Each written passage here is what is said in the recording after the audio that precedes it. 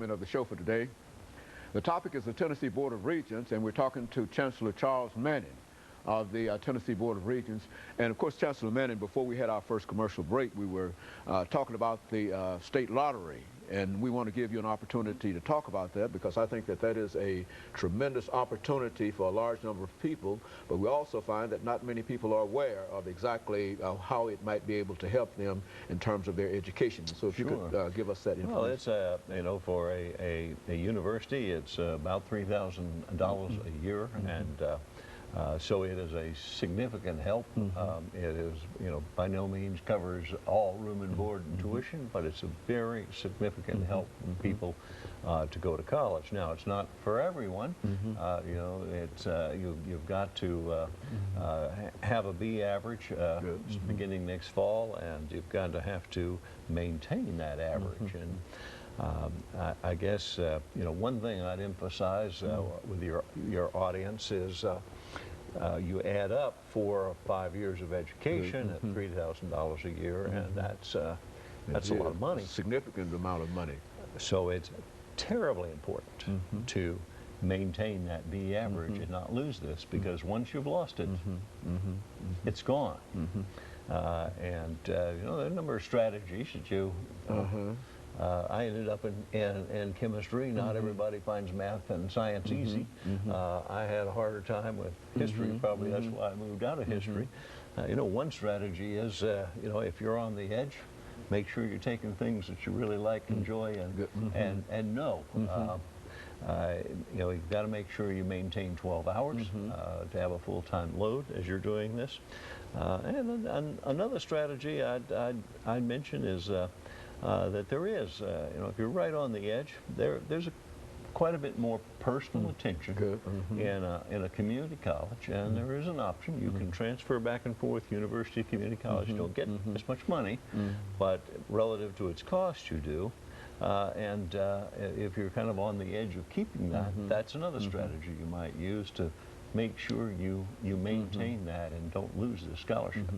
So as you say, it really amounts to a significant amount of money when you add the multiple years to actually get your degree. I think one of the things that many students probably don't understand is that it's good to major in whatever.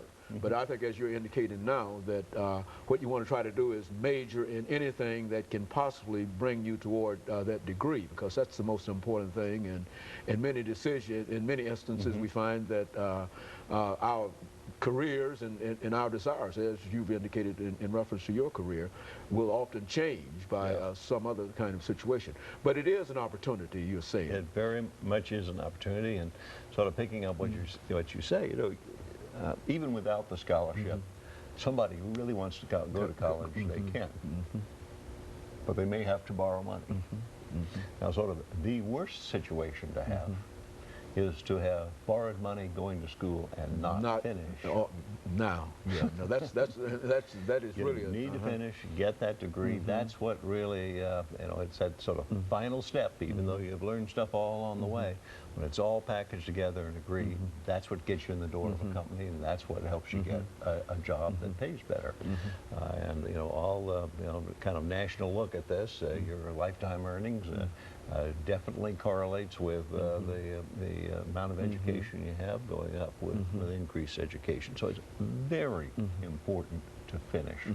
And a lot of what we're trying to do is trying to emphasize that. We've done a lot of work to make sure people can transfer from one school to another without, if they're watching what they're doing, not losing any credit hours. We've tried to limit the number of hours to a degree to 120. That's 4 years at 15 hours a semester for the bachelor's degree, and 60 for the associate.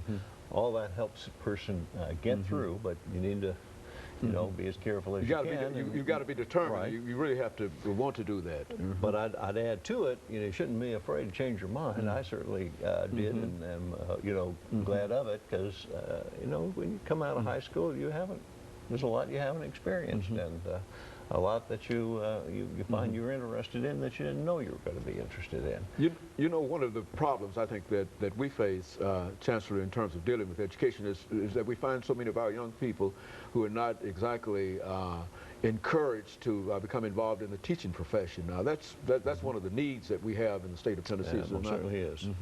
Why don't you speak to that so that they might understand that it is possible to become involved in the teaching profession and do quite well beyond that you know, it has lots of job prospects, and interestingly, you know, this you think of all of Tennessee, and it's not uniform. I mean, there are counties with higher incomes, higher education, and all kinds of things, and there are other counties that are really struggling with minimum wage jobs. But the interesting thing about teaching is that you can live virtually anywhere in the state and have a good job teaching. So it for those who have sort of made life decisions, geographic life decisions, and are not in an urban area, it really offers a great prospect for things you can do. And one of the things Board of Regents is doing in this regard, I think helps a lot. Let's take somebody that has finished college, but didn't major in education. Teaching certification. And, yeah, no certification for teaching. They happen to marry somebody that's living out away from an urban area, and they could get a job if they had the certification in that local area. Well, we've got an online program that will take somebody with a bachelor's and get them that certification. It will take teachers who you know, maybe are now teaching in a math or science and have a general certification but don't have it in that specific area, and get that for them. And it will also allow a student to get a master's degree and thereby help their prospects for promotion and salary. So it is, and there's a big demand, particularly in the math science area and in special education areas across the state for those jobs. So you know, and the biggest problem I think we have here actually is those are also available across the state line, and they pay more. Good. Okay. Good. And I think that was one of the problems that we had the last time. You know, and of course, Chancellor, we're getting ready for our second commercial break. Now, when we come back, I'd like for you to also talk about a topic that you talked about the last time we were here, and that is technology in higher education. Because I think that we've seen it blossom in many instances, and I think that we're almost on the cutting edge in the state of Tennessee dealing with this. And so let's have you make our second commercial break, and we'll be back with our audience following this very short commercial break. The topic